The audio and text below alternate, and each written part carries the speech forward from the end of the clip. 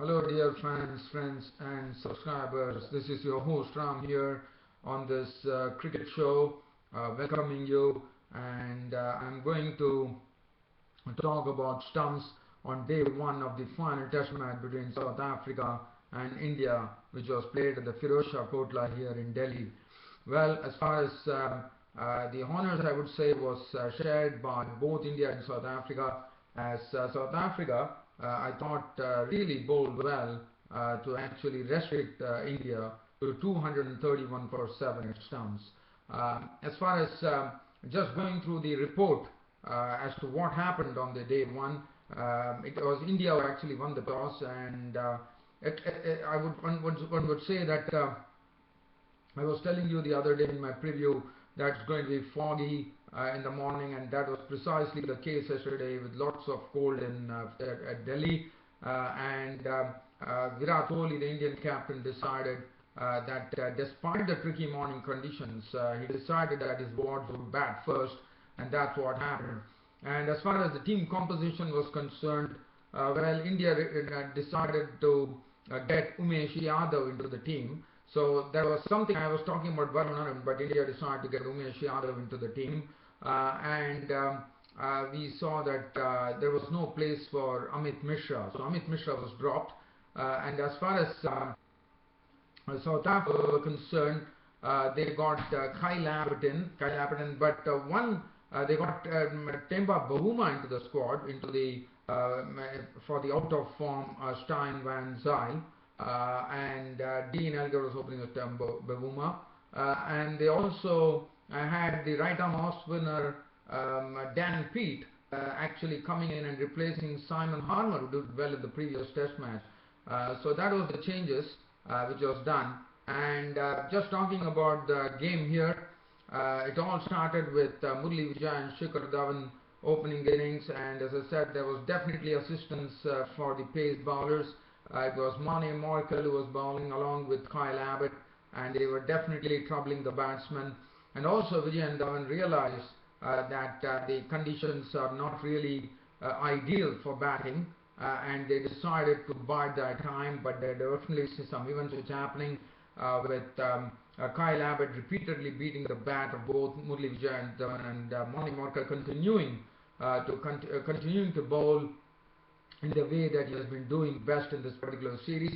As that was going on, and slowly we saw that Shikhar Dhawan started playing some exquisite strokes by really easing Kyle Abbott. It was a very effortless stroke. He just eased Kyle Abbott through the cover region for a boundary, which was a marvelous shot. And I would say it really was a shot which would have taken the centerpiece in this particular on the day one for sure. Murali Vijay was pretty watchful. He couldn't hit any boundaries, in fact, the South African skipper Amla decided that once Morkel and Abbott couldn't really get any breakthrough let me also tell you, Kyle Abbott was also bowling with lots of pace. In fact, he hit Murali Vijay on his anatomy, on the elbow, I suppose, and then Murali Vijay and Dhawan were there, and then Dan Peat, who was actually playing his first test match against India, he was really he was pushed into action by Hashim Amla. And Dan Peat, let me tell you, was very, very impressive with his right arm off spin bowling. In fact, we saw that he was getting a lot of drift. Turn was something which he was getting as a nice and easy action. And but what was good about Dan Peat was that he was really getting the ball some nice drift, and also he was also getting the ball to turn as well. And Murali Vijay and Dhawan had to be watchful, and definitely Murali Vijay and Dhawan were having a look at Dan Peat for the first time, so they definitely had to be watchful. And Murali Vijay and Dhawan had taken the partnership to 30, and then finally Dan Peat had delivered a nice delivery which actually dropped on Vijay, and Vijay probably trying to got an edge. He actually tried to play at it in edge the delivery, and Hashim Amla in the slip region made no mistake. So that was the first scalp for Dan Peat, his first wicket, and also he also provided the breakthrough for South Africa with the score rating 30 for 1. Cheteshwar Pujara came in In fact, Cheteshwar Pujara in fact sent Dan Peet for a nice 6, and Shikhar Dhawan was at the other end looking more confident, but definitely even though he was playing well, Dhawan had its problems against Dan Peet. I thought Dan Peet definitely kept Dhawan really quiet, and while that was happening, now this was a nice delivery from Dan Peet. Again, as I said, Dan Peet, the right arm off spinner, was getting some nice drift, and that drift was the one, and it was nicely set up by Dhawan, because Shikhar Dhawan of the previous delivery with the ball nicely drifting in the air, and Dhawan was beaten outside the off stump, and then what a delivery from Dan Peet, really got into depth. Dhawan probably thought the ball was going to turn away, but instead the ball turned in, and Dhawan was gone. LBW ball Peet for 33 with 4 boundaries. It made the score 62 for 2. Pujara was joined in by Virat Kohli, and Pujara at that time was looking good, but then Kyle Abbott, what a delivery. In fact, Cheteshwar Pujara, we know, is a very, very compact player. His defense is impregnable, but Kyle Abbott managed to really breach through the impregnable defense of Cheteshwar Pujara to rattle his stumps. As Cheteshwar Pujara was gone bowled by Abbott for 14 with 1-4 and 1-6, and that left India in a bit of a struggle here at 66 for 3, as Virat Kohli was there, and he was joined in by Ajinkya Rahane. Now Virat Kohli was watchful, but at the same time he was making sure that India were getting runs, as he was nicely rotating the strike in the company of Ajinkya Rahane.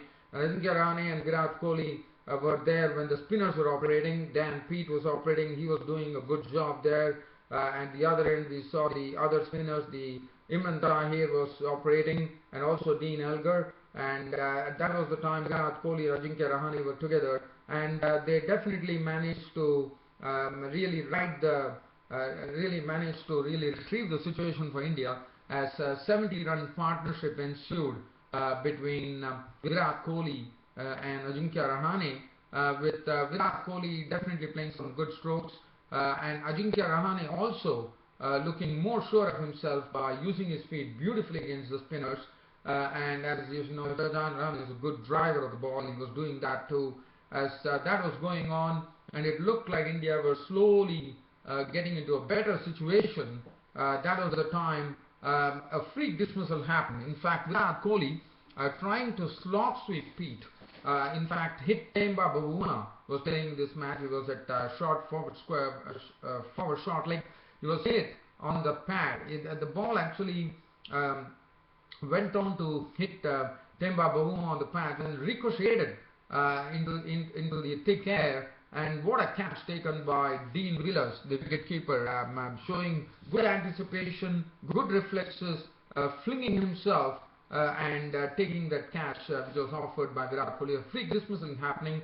Virat Kohli was gone. Caught Villas ball Peet for 44 with 7 boundaries.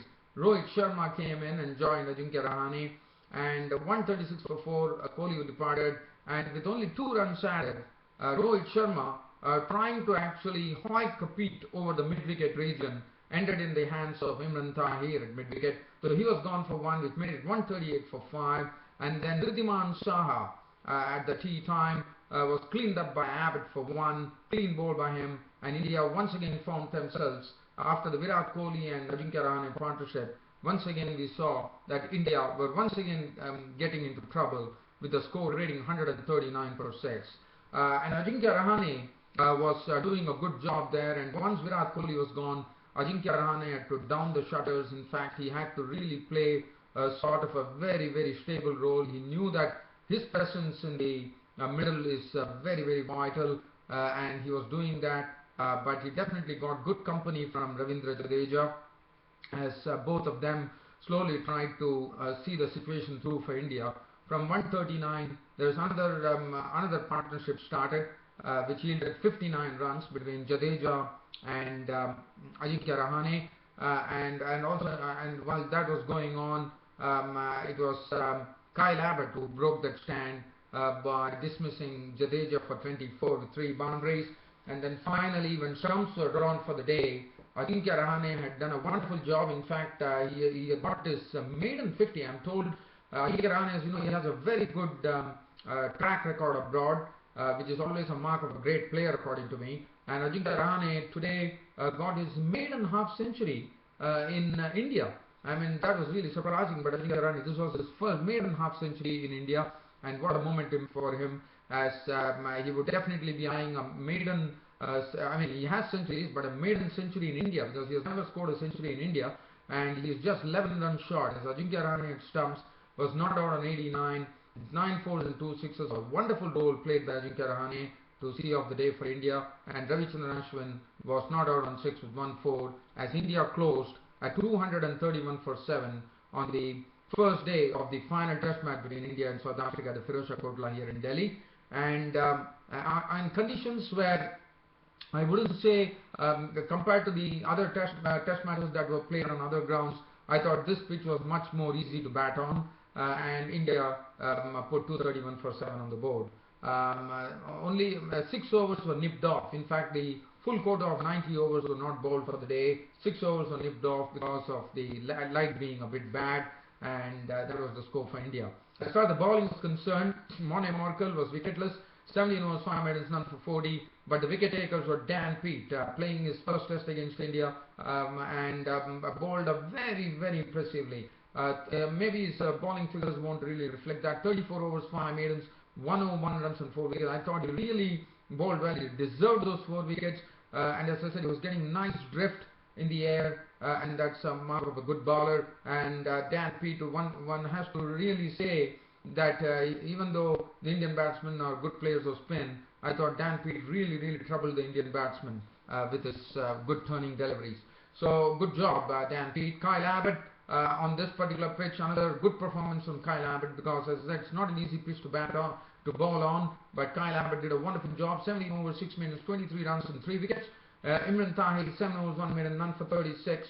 Couldn't really make much use of the pitch here. Elgar, 5 overs, none for 15, and Duvini bowling 4 overs, no maiden, none for 12. So that's a bad situation as far as the first day's play go in the final test match here at the Firozshah Kotla. But the second day should be pretty interesting. But as I said, the morning is the one where it is negotiation time, and I'm sure Ajinkya Rahane would realize that he has only 11 runs to get to his maiden century. He has never, this will be his first century on home turf. He has always made a lot of centuries abroad, which is good, but this would be his first chance for making a century in front of the home crowd, and wish him well. So, but it's going to be some tricky morning conditions, as I said. I said this in my preview too. In Delhi, cold conditions, foggy conditions. So morning is the time where the teams have to really negotiate the pace and the swing very well, because the ball will definitely tend to swing in those conditions, and we saw that yesterday too. And that is the time where Ajinkya Rahane has to be watchful, has to probably take his time and get on to his first century on home turf. Wish him good luck. And Ashwin, you know, is a useful batter. I'm sure Ashwin is a very mature cricketer. He would probably give company to Ajinkya Rahane to stay the course, and then probably India can extend this lead to in excess of 300 runs, because on this page I think the 300 runs is something which India definitely have to score if at all they have to keep their hopes alive. Well, dear fans and subscribers, that really sums up this Cricket Happening show of mine today. I hope you all enjoyed it as usual, and your host Ram will be there tomorrow to catch up with the second day's play in this final test match between India and South Africa at the Firozshah Kotla in Delhi. Till such time I come back with my second day's play report. It's your host Ram saying goodbye. Thank you.